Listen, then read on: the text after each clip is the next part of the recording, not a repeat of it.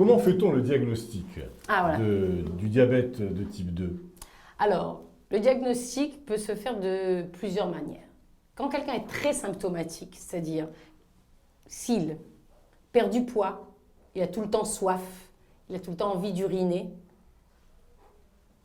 et il va voir un médecin, ce qui serait une bonne chose à faire quand on a cette symptomatologie, et qu'on trouve un taux de glucose plasmatique, pour être précis, au-dessus de 200 mg par décilitre, c'est suffisant pour faire le diagnostic de diabète. C'est une façon de diagnostiquer le diabète. Donc ça a des signes d'appel. Il y a des signes d'appel. La polyurie, la polyphagie, la polydipsie, ce que vous avez défini. Tout à fait. Et le taux de sucre circulant.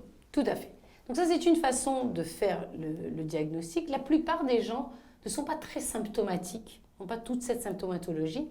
Et donc la plupart des diagnostics sont faits au cours d'examens sanguins, qui sont faits parfois pour d'autres raisons, ou au cours de certaines maladies, ou au cours de certaines hospitalisations.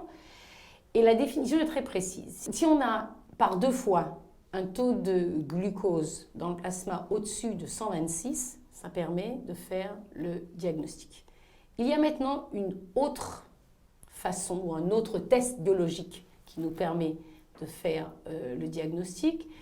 Ce test est un test qui nous permet d'avoir en général, qu'on utilisait avant essentiellement pour le suivi des diabétiques. C'est ce qu'on appelle l'hémoglobine glycosylée, un terme un petit peu médical, mais c'est son terme. Cette molécule est une molécule d'hémoglobine. L'hémoglobine en général est ce qui nous permet de transporter l'oxygène d'un organe à un autre.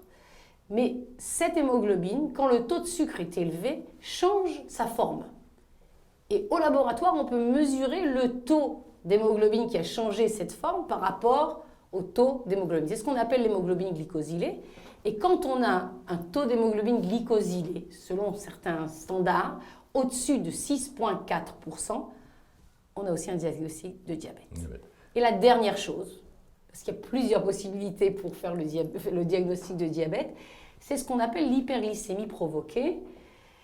C'est quelque chose qui est assez connu, pourtant on ne s'en sert plus beaucoup de nos jours. C'est un peu moins usité actuellement. Voilà. Au profit de l'hémoglobine glycosylée, glyquée ou glycosylée.